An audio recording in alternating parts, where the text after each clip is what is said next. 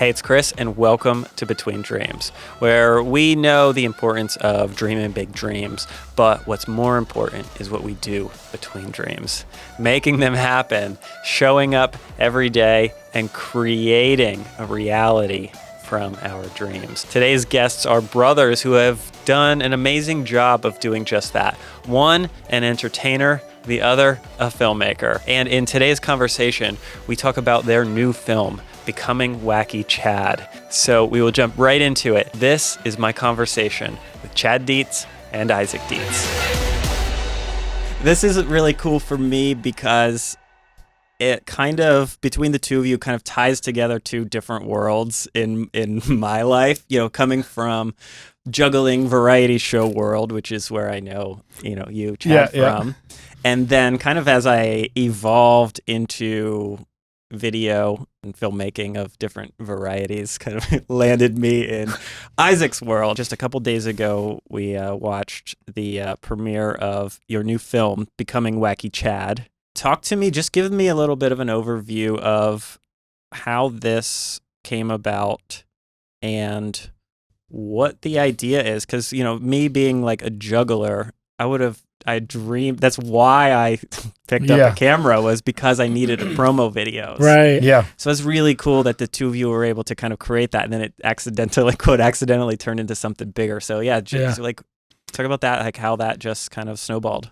Exactly. That is, my brother was into film. He did skits with his Tyco video camera, and we got a better camera as we grew older. But I was doing a school show, and I said, hey, can you wake up and videotape this school show? It was my very first school show, and I ended up wanting him to get promo video for it. From that, I was able to book more gigs on a VHS tape promo video that I put like the hamster dance song to, Oh, yeah. So just like you have your promo videos for your juggling show and your show, and then I was just able to keep like an hour, and then even some of the clips, it's him behind stage. It just left the camera on that we had in the film. But most of the time I was hiring him for promo video, not for the documentary. That kind of like, hey, we got a lot of cool and neat footage. Even one of that school show that I went back to, the fire alarm went off. So in the middle of my show, we had to like leave the show and then go back into the show. It was like kind of like a weird, like, oh, this is kind of a neat like video of not my show. Right. Yeah. It didn't make the film, but it was kind of a neat, like, deleted scene, if you will. Yeah, like finding that, realizing you're like, oh, there's more to this video than, that 2-minute promo video that's going to come out of it. Yeah, because I've done a bunch of different promo videos for him, and then he was going to do the Waterloo Busker Fest. And he's like, hey, why don't you come and, like, shoot a documentary? At that time, I was doing, like, 7-minute mockumentaries for a band I was touring with. And so we were thinking like, oh, like a 7-minute, like short little documentary of this specific festival. And then like the more we thought about it, the more like things happen. It's like, oh, we should try and get this in there. And trying to encapsulate busking. And then we found out there's one other documentary about busking, and they're talking about all the details. But like, it's such a big, topic. Yeah. And just, it kept on growing in that way, for us. This might go down a rabbit hole, which is probably good.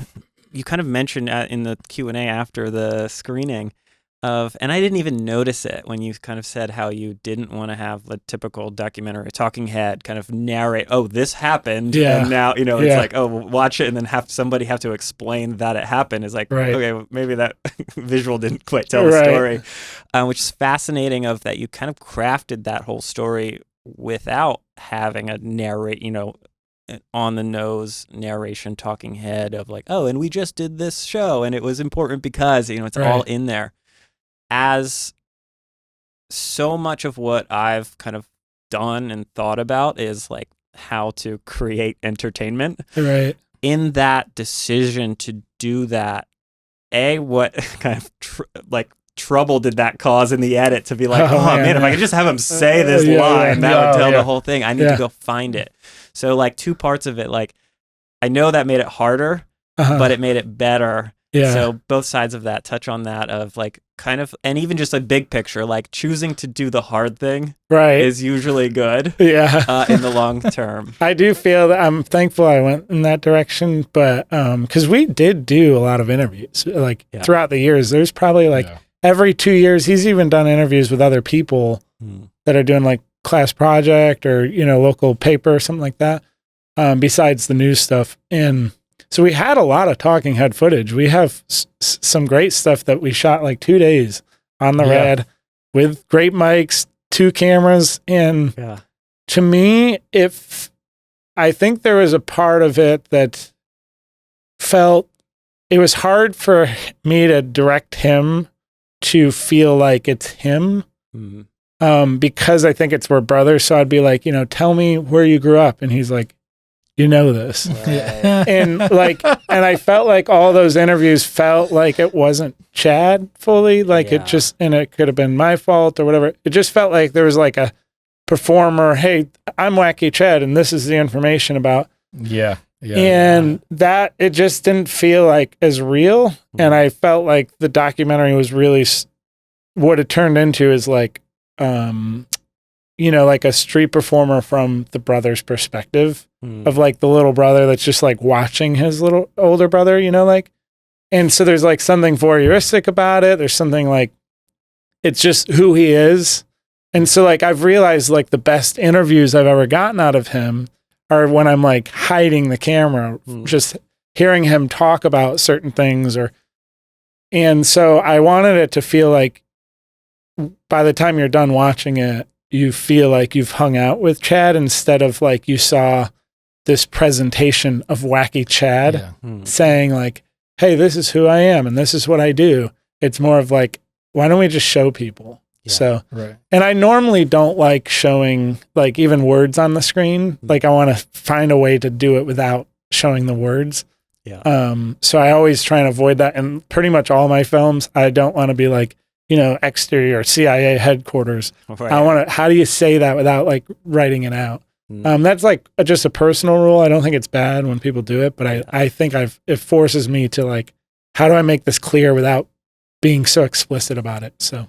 It's like on the clip I go, I'm talking on the news and I go, yeah, I learned this in the backyard, but I had cushion. I'm not an idiot.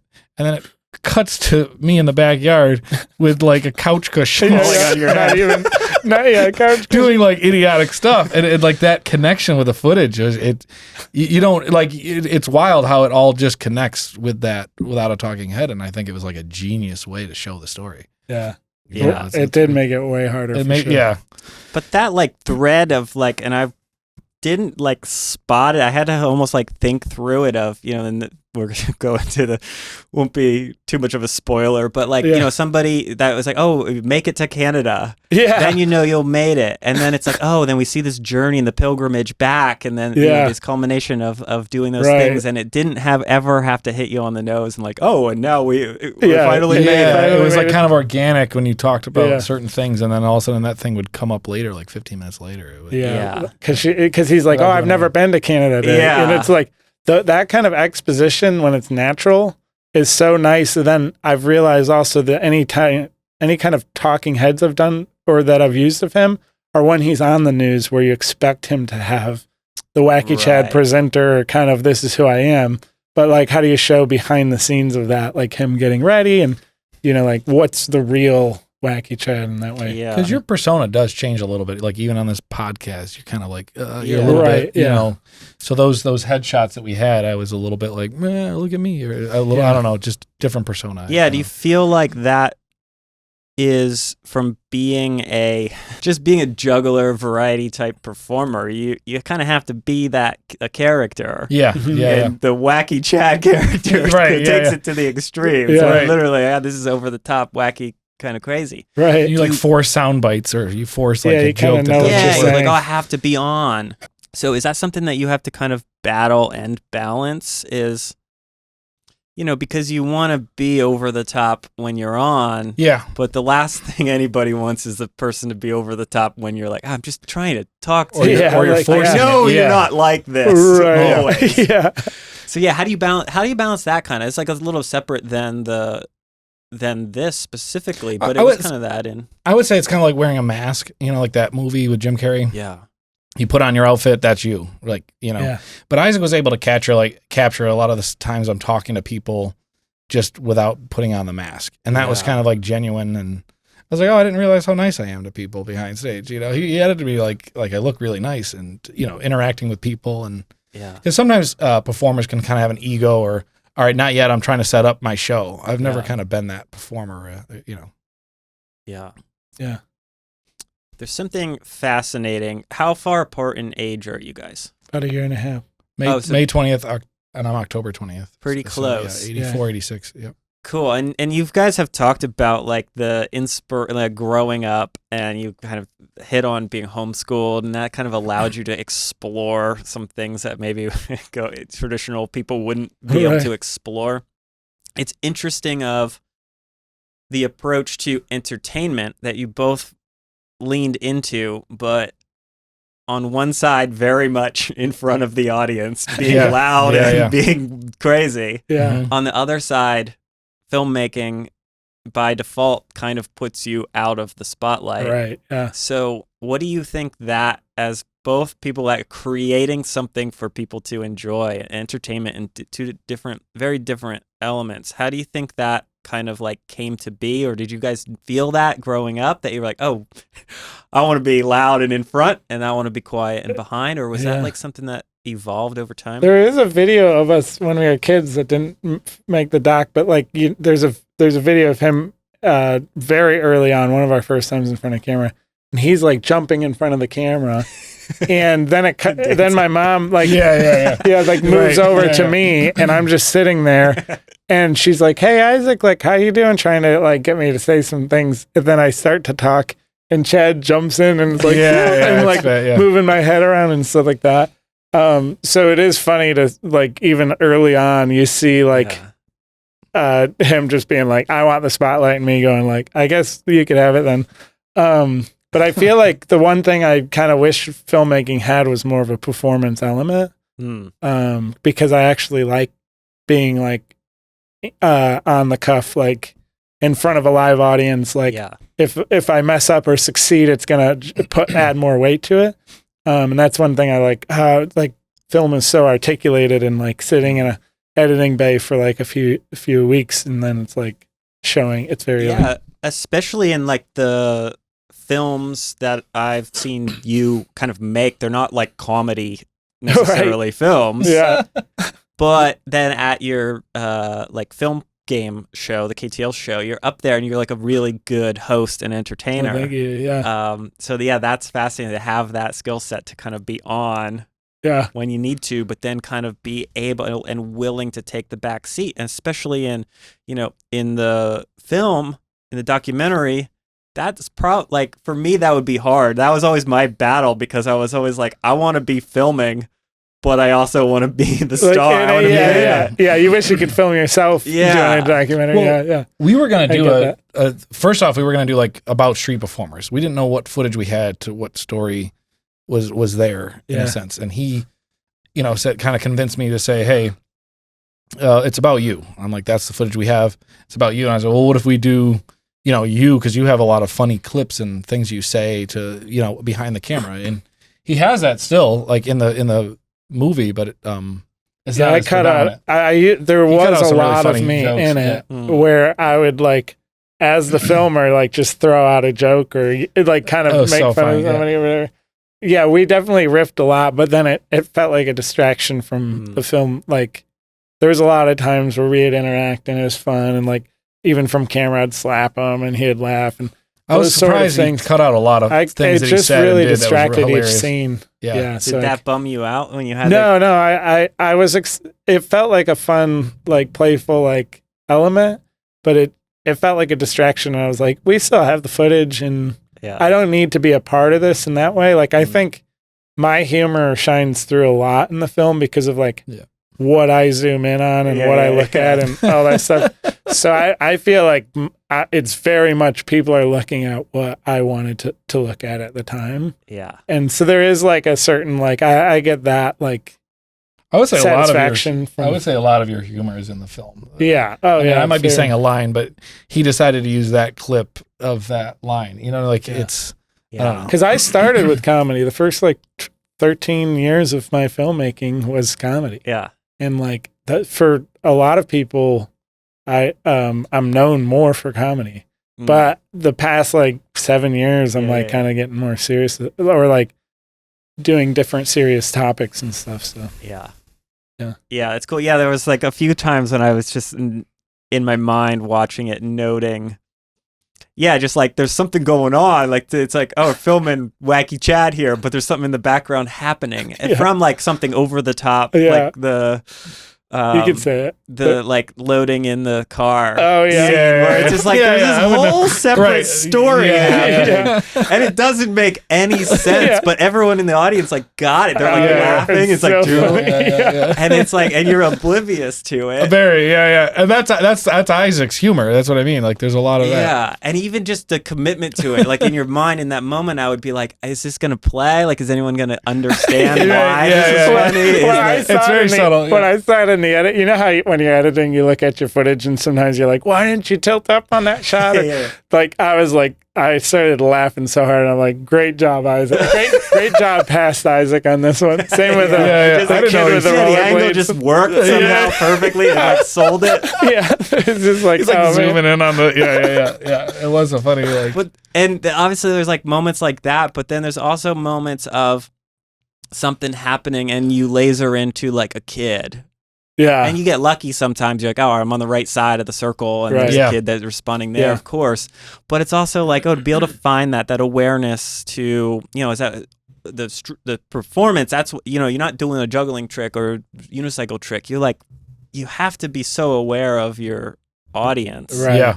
Boy, you also have to be really focused. It's like so cool to see those parallels of somebody who's been on both sides. Yeah. Of like juggling is not good unless you're really paying attention. Right. Filmmaking is not good if you're just like, oh, I need this thing because like right there is probably where the good thing is. Yeah, Know that it's happening. So it's like really cool that all like, the two sides of it came together. Totally. Actually, like my favorite like state of being is just behind the camera and allowed to focus on whatever I want to focus on.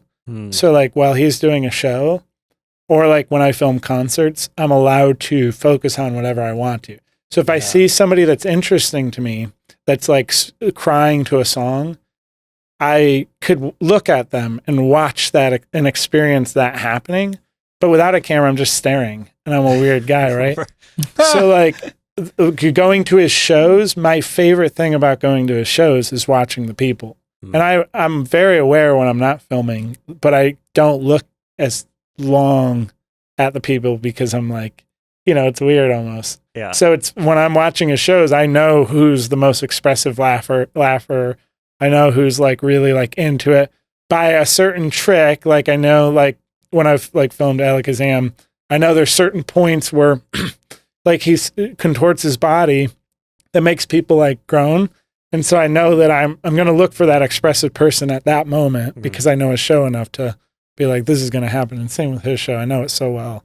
Yeah. And I'm like, oh, I'm going to find that person when this joke hits. It's very hard for me to hire somebody else to edit, like videotape my show to get promo footage. It's when you go from your brother knowing your show to somebody that doesn't really know. Every time I've hired somebody, I'm always just like, you're just like disappointed. I'm like, oh, it's just not my brother. There's like a lot of, it's just kind of bigger and wider shots and not zoomed in and close up. Like, I have to capture everything. Yeah. Right. It's like, well, no, you need to capture the thing like that's those important. moments. What are the special moments that he's creating in a show? Yeah. And how do I even show him that happened? Like, he even mentions it in the film of like how, there's so many responses and reactions to his show that he doesn't even get to see. And sometimes he's seen some shots where he's like, I had no idea that kid that was on my shoulders was smiling and like doing a dance, because for all he knows, the kid could be like silently crying because Chad's just like, it's on his shoulders. Yeah. So like him getting to see that footage and being like, this is the experience this kid's having because of what you're creating, and getting to show that. And then show people come back like 10 years at Faneuil Hall. They get a kid that's like 18, 20 years old. They're like, I was a kid on your shoulders when I was 10. And I was just like, what? Yeah. He like scrolls on his phone. He still has it on his phone. I'm like, you don't even offload the footage on your phone? Yeah. 10 years ago. You better back that up. Yeah. How's that? Yeah. Like for me, it was like coming up through juggling world. seeing places like, Boston and busker festivals and let alone the classic, performers of people. Yeah. How's that to like look back? Some people are retired or, long gone by now. That must be so cool to see those like legendary people. And well, two sides of that. I feel like you could have made a film that was like, legendary buskers and stuff. And that was, I was actually like excited to see more of that. Right. And then I like went a different direction. I was like, oh, this obviously the decision went to go there. But like looking back on it, even just the interactions, how's that for you to like look back? 'Cause that's my, my favorite thing about showbiz was like the shows you kind of had to do. For me, it was like, I have to do the shows, but it was more fun to hang with the people, and meet the other entertainers and stuff, which I just turned to do a podcast now. So it's like, I was like, this is more fun than doing the... It's like a paid vacation. Like you get a hotel at the busker festivals. There's 15 of your friends. Yeah. And you're making money. You're making the world laugh, and then at the end of the night, you're like all hanging out. Like it's an excuse to hang out instead of camping where you're not making money. You're making money at the same time you're hanging out, and it's like we've all tried to like plan a camping trip, and it's like no, let's just go to a busker festival and hang out. Why not, right? Yeah. So there was a time there's one time we were at NACA. Yeah. And I don't know where it was. Yeah. Somewhere. Minnesota or something, probably. Like the one that doesn't book. Yeah. That was so funny. You were walking down we were in a mall. And it's probably Mall of America. Maybe, it might have actually been Minnesota. Like around there, and it just rings true in like the Wacky Chad universe. So I wanted to make sure I remembered mentioning it here because we were walking down this mall. And you had this like cartoon engagement ring in your pocket. Oh, yeah. And you would walk up behind like a girl, kneel down and get her attention, be like, hey, you dropped this. And it's the perfect illusion. A girl shocked. A guy on his knees with an engagement ring. And obviously so it was like silly looking. So it wasn't like invading on anyone's privacy. No, the girl knew it was a fun laugh. Yeah, and someone's just so confused, and then the girl just has to start laughing. So I feel like those moments, I'll remember that forever, was like the epitome of the Wacky Chad universe because it was kind of being something like I couldn't do that. Oh, I know. It's so terrifying. Could never do that. I used to do that all the time. That I would always get asked the question, do you always carry that around with you? So, and then my comeback was, the real question is, why do I carry two? And I would pull out a second one. It was just a big like, I would have to carry two. I would always carry one, and then I just was like, I gotta get a good comeback with that, and then it was like a funny like. The real question is, why do I carry two? Yeah, but that is a terrifying idea. Yeah, but like but it wasn't just the engagement ring. It was like other little tricks to like kids, adults, like you know what I mean. Any like little funny interaction that I could do, like hanging out with Jeff Kaler. He had like that. Yeah. That baby hand, you know what I'm talking about? Oh yeah. Yeah, like those kind of things. Yeah, and like obviously it's a funny story, but like I just feel like it was to circle back on that idea of like who is Wacky Chad, and it's like you kind of put yourself out there to be the side of the joke that most people wouldn't be willing to be on. But like if when you're willing to go there, it like makes it, because it was great for you. You were like, that was so funny. Yeah. It was great for the person that nobody became the bad side of the joke. Right. You loved it. Yeah. That person loved it. I didn't know it was happening. I'm sitting there losing it. I'm that was so, and it sounds so stupid. If you're like, oh, that sounds stupid. Funny to watch. In the moment though, you're like, it's so good. It's like seeing when you are doing stand-up comedy and you just explain some jokes you said in front of the audience. But like when you're in the audience, you're like, I can't believe this person is saying this in front of a bunch of strangers. Yeah. It's like when you see that, it is like, I can't believe he's doing that in front of a stranger. And there's a lot of his jokes in his show that are those like fun that like this positive, like when he dances or sings bad or whatever. It's like, oh, I can't believe he's doing this in front of a bunch of people, Yeah. Like right before my premiere, there was a guy on a scooter. I'm getting stuff out of the car, just kind of loading stuff in. And he comes up on his scooter. He's like, hey, what's around here? Like, what's going on? I'm like, I live in Massachusetts. I'm just showing off a movie tonight. You're welcome to come if you want to just pop your head in, see the movie. I'll get your name on the guest list. What's your name? He goes, Najee. I go, oh, that's my middle name. He gives a little like chuckle, right? Like just a little like, and then he kind of thinks I'm serious. And then I go, now how do you spell Najee? He goes, Nagee. I'm like, nah, I spell mine with 2 A's. He couldn't help but laugh, and it was like funny. I was just really trying to get him just like it'd be so funny to get this guy like random off the street to come watch, And you have that always, like there's always, boom, boom, boom. Like, do you ever feel like?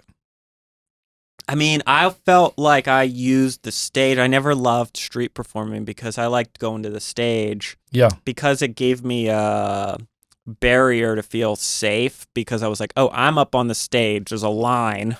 And it's like stage, line, audience, and they're just over there. I'm up here.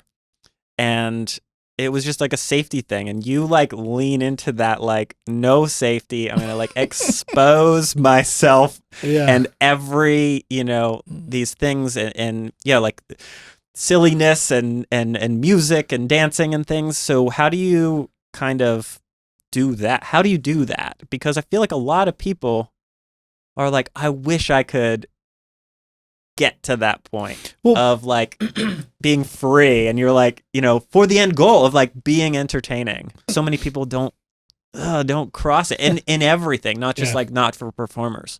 Yeah. One thing I learned very early on is if I'm not having fun, then what's the point? Yeah. Like I'm doing it. Some of it's like that joke's for me. Those jokes like. Or I'm doing that. Even the dancing in the beginning was like, I wanted to just play whatever song I wanted to play and just dance in the beginning. And that's where that routine started. And I was just like, I like the song, I'm going to play it, I'm going to start dancing to it, So, yeah, that's pretty much like. It's so good, though. It's like, again, it's like so, for most people, it's easier said than done. I think it is because he believes that he's putting on a mask. Like it's like a mask. Yes, yeah. When you're in a mascot outfit and you're like performing, you could dance, you could go up to people and fuzz up their hair and stuff like that. You take off that mascot outfit and you can't do that as boldly. Yeah. But I think when he puts on the Wacky Chad shirt, like all his pictures of him like pretending he's Superman, but it's Wacky Chad.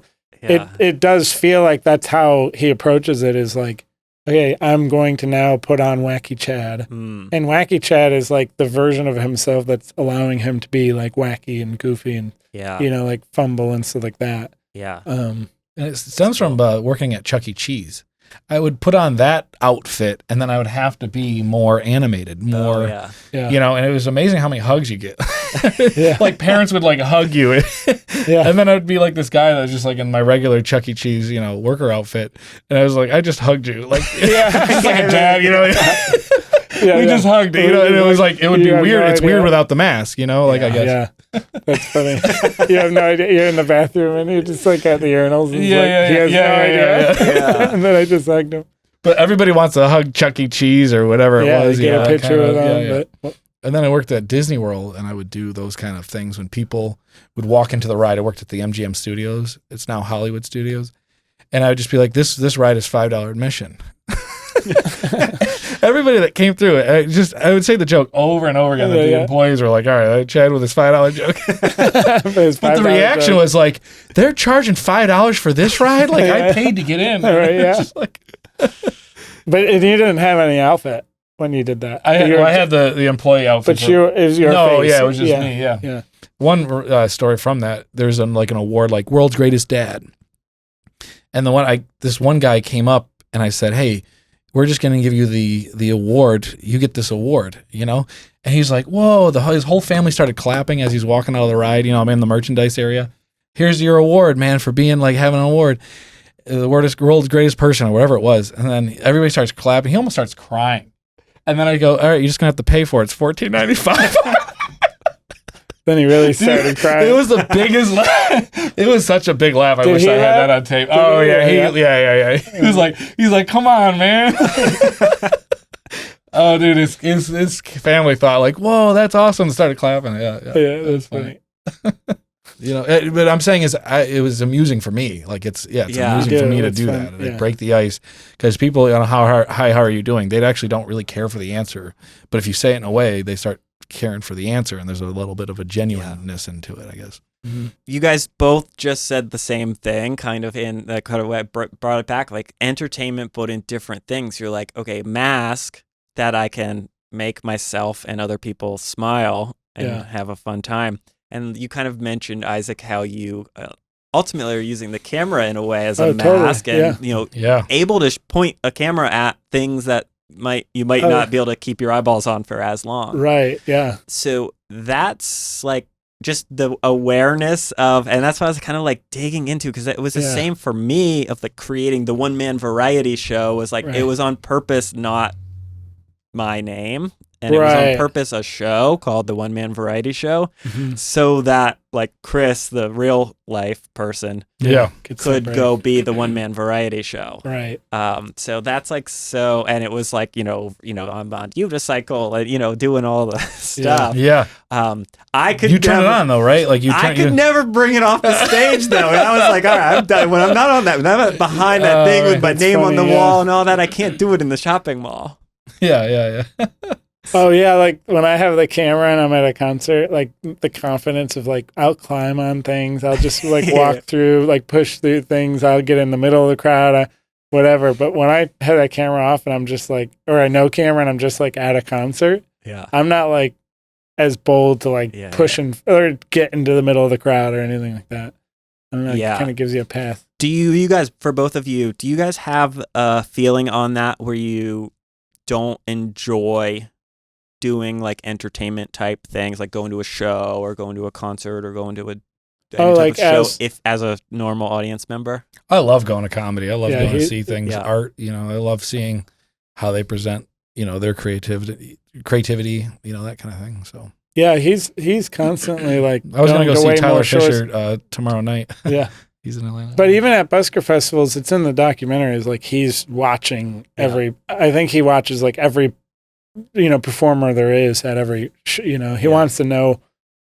I think it's like he wants to know who those people are if he's never met them before, but like have a way to connect with them. Hey, I saw your show. This is what I liked about it. I think he uses that as a way to connect with those people, especially if it's like a new performer. Yeah. Like if he like watches it, so he breaks it down with the performer and usually makes his friends that way. So yeah, you just like kind of add value, like, hey, you should say this word, not that word over that for this joke or whatever. It's nice to kind of improve somebody's advice. Yeah. Sometimes it is a little bit like, hey, I got a line for you. Yeah. The Deitz family brand, unsolicited advice. I would hate that. Doing a show and having somebody just break it down. No, I do it in a nice, tasteful way. But sometimes, people. Isaac, you talk a lot about, especially because you've kind of curated a world around the Atlanta filmmaker community.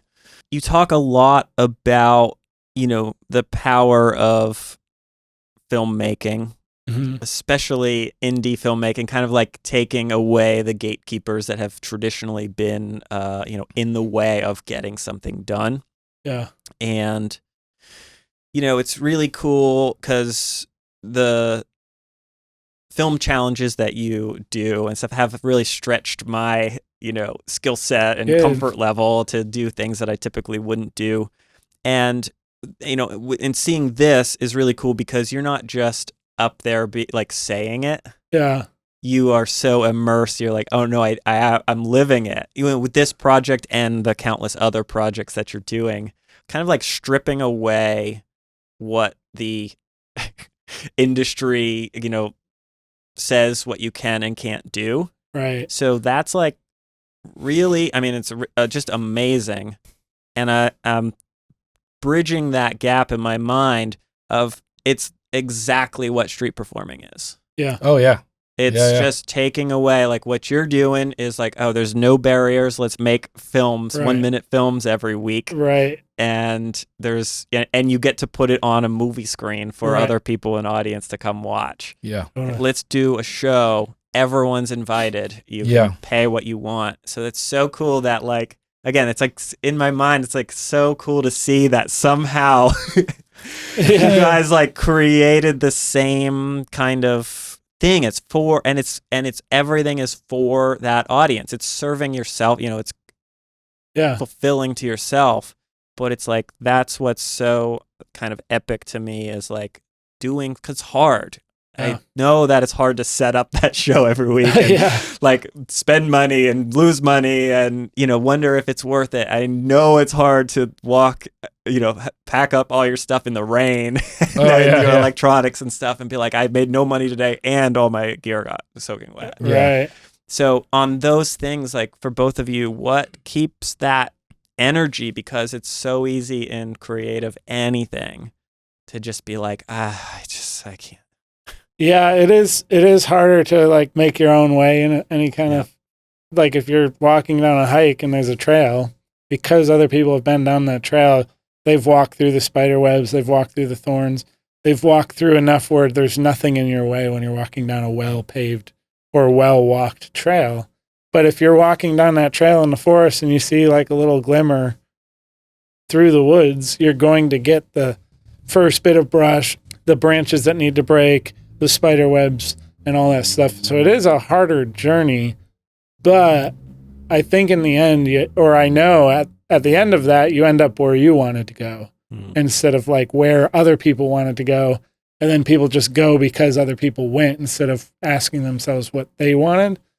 So I feel like him and I have both done that in different ways, like found this glimmer on like, on this offshoot of the trail and had to like, walk through a lot of, brush and stuff. But it's made me happier because I'm actually like heading towards the glimmer that's like makes me excited about like moving forward.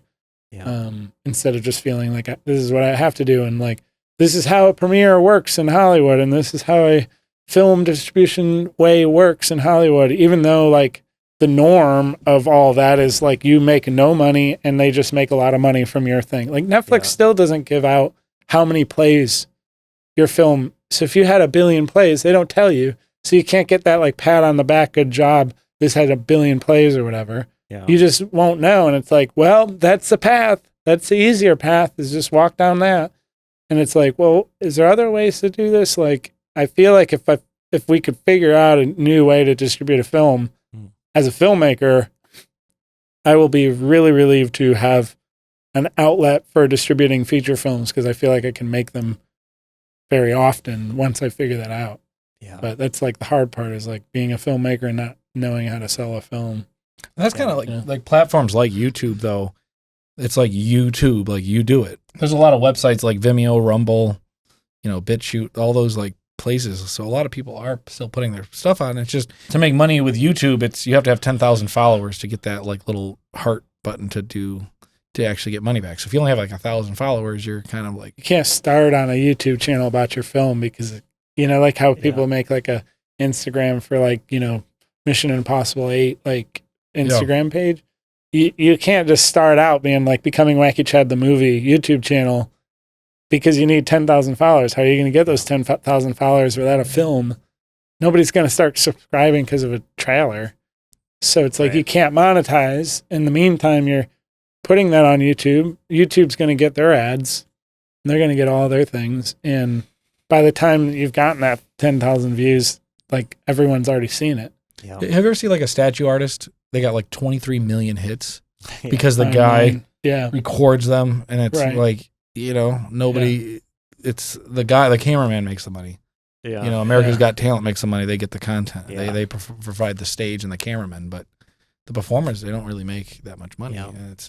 It's like a new problem to solve. The technology and the world is so much different. And it's like, how do we solve these problems? Because that's how any path in the previous has happened is like people before us have solved those problems. I'm really proud of what we made. And like, I think it's like really a feat. If I watched the documentary, if I didn't make it myself, I'd be like, wow, this documentary encapsulates a lot of a person's life where you don't really see like 20 years of footage in somebody's, in a documentary, unless it's like some political figure then it's like they might have that. But other than Yeah. that, you don't see like, it feels like the YouTube video that blew up where it's like a picture of himself every day for like 10 years. Yeah.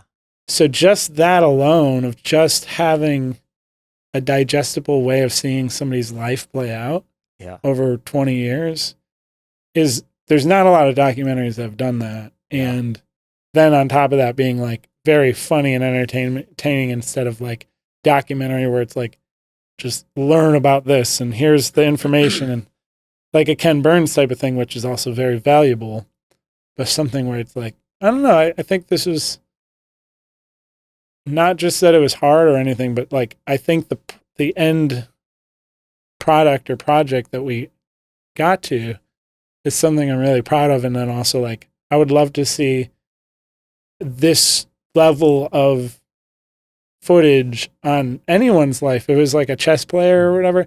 And it's just like, wow, you could see 20 years of their life, like organized in a digestible and funny way. Yeah. That's like interesting to me. So like, Without the talking heads and all that. yeah. And it's like Yeah. voyeuristic of like, just name any profession. If it's a plumber and Yeah. it's like a voyeuristic, no talking heads day in the life of a plumber. And like, he happens to be funny and the people he interacts with happens to be funny. And it's 20 years of seeing him as a kid and then also as a plumber later on in life. Like that to me is interesting, regardless of being one of the first 10 people to learn how to backflip on a pogo stick. Yeah. Like you just separate that and you make it about a plumber. To me, like that's interesting enough. But Yeah. Yeah, that's a really cool. And I like thought about it like right after seeing it of just, to shout out, like, again, it's not about like working hard on it or whatever. It's like the impact, but like just even I thought about it, I was like, man, I had footage back then. I was trying like whatever camera, the little flip things. But it's like couldn't figure out how to like store footage for my whole life. So it's just like figuring, like you guys like figured that out and like didn't lose a hard drive and it's all gone. Right. Yeah. It's amazing, incredible. And it's like such a feat. Like, and that's before the work even starts. I know that is true. It's like to hold on to footage and move houses and, like moving and stuff like that. To like keep hard drives or mini DV tapes because some or VHS tapes and like he digitized all that. And twice. It was because I was making it for promo videos and I need to upload the whole thing. Yeah. Then like organizing it, he like spent weeks just organizing without even bringing it into the editing system. Just like scrapbooking essentially for like a long time. So then we have something to pull from. But yeah, that is thanks for seeing that. Because I don't think a lot of people would get that. Literally say, I was trying to do it myself of like documenting, going to college shows but it was like, it was on an SD card or something. Right. And then I'm like, where am I going to put this? And then, then like hard drives get stolen out of a backpack and you're like, okay, well, like start over, I guess. Mm-hmm. And I have even more footage in my life. Yeah. Like way more. Like just, I haven't really lost, but like maybe 3% of everything I've ever shot. Wow. So like I have footage from 1998 to now down to like each hard drive being like this month of this year, like 2006 June. Wow. What I filmed. Could be a documentary about him. I'm figuring out how to do that. I don't want to start right away. We just finished this one, but like it was also a learning documentary. We learned how to upload footage. Yeah, we learned how to make a documentary. So it was like, then that's like, where do you go? What do you do? We're still kind of puzzled. We're both like, I backflip on I pogo stick and I do comedy. I don't know how to do a film or where to go, who to meet. Because he ended up being like producer of the film and like, you just all the roles. File names halfway through. A producer and assembly editor, like and everything in between and main character and like, the credits go for like 6 minutes, but as far as the film goes, the what you see was just him and I, besides a few people like, hey, I have a shot that I'll give you from that show, or like he happened to be filming and then, but other than that, it's just like, like 90% was just him and I. Yeah. With a few clips sent to us. We've tried hiring other editors. Yeah. And none of their edits like made it into the final because, they approached it like talking heads. And I think that was helpful to see like, this isn't what this needs to be. So that was like kind of seeing what the traditional way of approaching this would look like. to realize that we didn't want that. But that's also like, we paid them. One takeaway from the premiere was I overheard that the bartender was not interested in the beginning. Like, okay, there's going to be a movie. I'll be just serving drinks while this movie's going on. Yeah. And then my girlfriend went up and started talking to him and was like, yeah, Chad's my boyfriend. And he's like, wait, he's here in the building? Like, what? Yeah. Like, he was so captivated by the whole film the whole way through. Yeah. And me and Isaac were sitting in the back to just watch people react to it. And it is one of those things, like, you want people to see it, and how do you convince them that it's better than what you think? Because if you say, hey, it's a documentary about a pogo sticker, I don't know, you know what I mean? I don't know. How do you get people to go, no, it's 25 years of footage. It's my brother's life work. It's our life work. And as far as trying to figure out a different way and a different route to show this footage, I guess, Yeah. And it's wild. We didn't even address like so many things. Like even there's no footage after COVID. It's like you could do a whole documentary on how COVID affects just street performers in general. Right. Or just performers and gathering of crowds. Yeah. And like how that livelihood has like been threatened. And then also cashless society, even more so from COVID. There's just a lot of those things that are not even, because it's really becoming Wacky Chad instead of like, Wacky Chad, the movie here. Or like I think we were going after names about like street performing or busking or like a name about busking, but it's like, oh, this isn't actually about busking as much as it is like this homeschooler that's trying to figure out how to make a living doing what he loves. And I think like, even if you don't do performing, I think it's really inspiring to see somebody going after what they love, even if it is like a plumber that's like, when you have footage of that person, like when they're 10 years old being like, I want to be a plumber, and then you watch their whole life unfold. Yeah. That's inspiring. And you could translate that to whatever you're aspiring to. It's not like, oh, I need to be a performer to like understand this documentary or care about it. It's actually like when we watch rock climbing documentaries, it's like, I'm not going to go, free climb, El Capitan, but like it is inspiring of seeing human capability and seeing any kind of human like achieve something that not many or very few humans have ever done before. Not specific, like street performing, obviously, like oldest, profession, but like more so like one of the first people to do a backflip on a pogo stick, and then seeing that he becomes friends with some of the people that are like on the top 3 first people to do that. Yeah. And like to do that without YouTube, like fix your car without YouTube, like change the headlight without YouTube. It's like we're so used to that being the current world now, but like having to learn a backflip on a pogo stick when you're like maybe seeing clips you download a little bit from like low quality pre-YouTube kind of thing. I was going to the library to watch pogo. And like he learned how to juggle from a book. So like there is something that's like, I don't know, there's like that human achievement. Yeah. And like, I don't know, there's also, as a filmmaker, I think there's a lot of human achievement of like what you could do with very little budget and just like perseverance of like chipping away at like this piece of marble for 15 years. I mean, I think it was like 2009 or something we started. And so it's like 2024 now. And it's like, so it's closer to 15 years of like working on it, but not like nonstop. It's been like this piece of marble that's been in my living room. That's just like, even if I can't work on it, it's in my way. It's like right there. And like, I might be able to chip away at, or like you just step away from it and then you go, this is how it needs to be. And then you come back and you chip. And then you're like, okay, I got to pay my bills.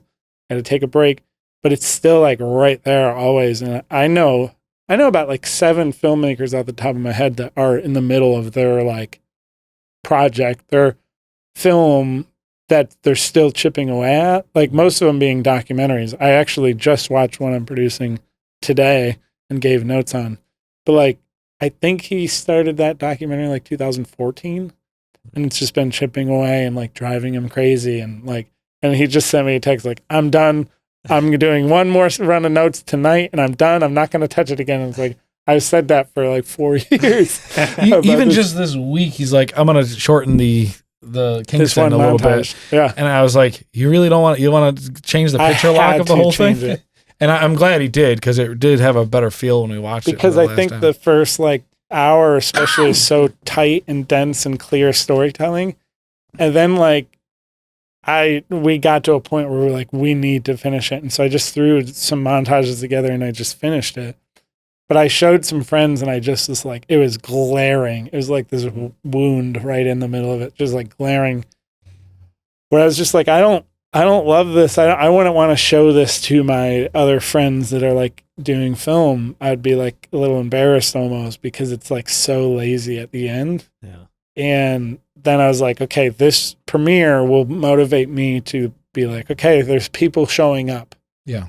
And then I'm like, I know I could do this. And it took like 4 or 5 hours to do that. But like, I needed that. And now I watched it from the premiere and I was like, it's done. There's 2 more changes. No, we're just working on the closed caption stuff. There was one specific change that I was like, if there's a song on this part, instead of like hearing an announcer, like that will help. And that's like 3 minutes. But yeah, because he's watched it a lot to like see enough drafts and watch it with a bunch of people to kind of realize what they're reacting to, what's the biggest laugh, what not to keep, when do they get bored. You could feel it in a room when people are getting bored, you know. And that's kind of like the purpose of these screenings, is like you really, and when we watched it at the screening, it was like you felt the room just get it. Like just focused, captivated, inspired, all the things, you know. I definitely cried, you know, just being in that room and just like feeling like a little bit of a weight from like, I mean, you carry something for so long. Yeah. It's like working on this marble and not anyone's really seen it. Yeah. Or even really the progress of it, but a few close friends. Yeah. And it's like working on a joke for 15 years and you don't hear anyone laugh. And it's like, how do you work on the joke? You know, you can't. You got to keep showing people or whatever. But so it was very good, like for us to hear people laugh and cheer and you know, connect just with it. Be captivated by the whole thing. It's like we need to see that more. Yeah. And that's why we can't wait to show it to people. And because if it's good, people will share it. Like it's like Home Alone. Like people, there's certain movies that just people watch that are like, this is good enough to like share. And I can't wait to watch like Hot Rod, Napoleon Dynamite, you know, Home Alone. Those like kind of fun little movies, I guess. You know? It's fun to watch in a room. I think if you're watching it with like 5 friends, it's like watching Napoleon Dynamite by yourself. You're gonna be like, yeah, that's good. Like, but like if you watch it with people that like laughing, like regardless of if you know Chad or know anything about us, I do think it's really like funny in that way where it's like, oh yeah, there even regardless of Chad, there's just random things that happen that are just so like, I can't believe this was caught on camera kind of thing, and it's like almost like memes, but it's happening in the middle of this whole story. But there's it's like interesting because there's like a film like that stands alone so well, but then it's so cool to hear the story, you know, and like hear the backstory. It's funny that like a documentary in a way is like the story, and then the story's about the story. So like, I mean, obviously I know we could go on for hours talking about it, but really appreciate you guys sharing and kind of like really putting yourself fully into it. And that's what I was talking about, you know, putting yourself into the films, putting yourself into making people smile for both of you. And it's like that commitment, and then it's like to see people in the room, or, you know, at films, at this premiere, in the audience, you know, out on the street. And it's like seeing people smile is like so cool. And like, that's what I was getting at earlier. Like, how do you keep going? It's hard. It's so hard. But it's like, okay, but people are going to smile or cry or whatever it is. Yeah. And that impact is so, so cool. Where would you like to send people to kind of like follow along as the journey continues? I would say follow me or Isaac. I'm at Wacky Chad. Very simple. He's Isaac Deitz. Isaac Deitz, DEITZISAAC. I said that out of order, but like Isaac Deitz. But Becoming Wacky Chad is, you could even find our socials on that. WackyChad.com, or the film is BecomingWackyChad.com. Yeah. Cool. So check out the website, BecomingWackyChad.com. Yep. Cool. Thanks. Thanks a lot, Chris Ruggiero. Thanks, Chris. Thank you for listening to this episode of Between Dreams. Hopefully this inspired you to take a little step towards your big idea. That's what we're all about here at Between Dreams, is dreaming big dreams, taking your grand idea, and then bringing that into reality. That's what happens when we live between dreams. So thank you again. We'll see you on the next one.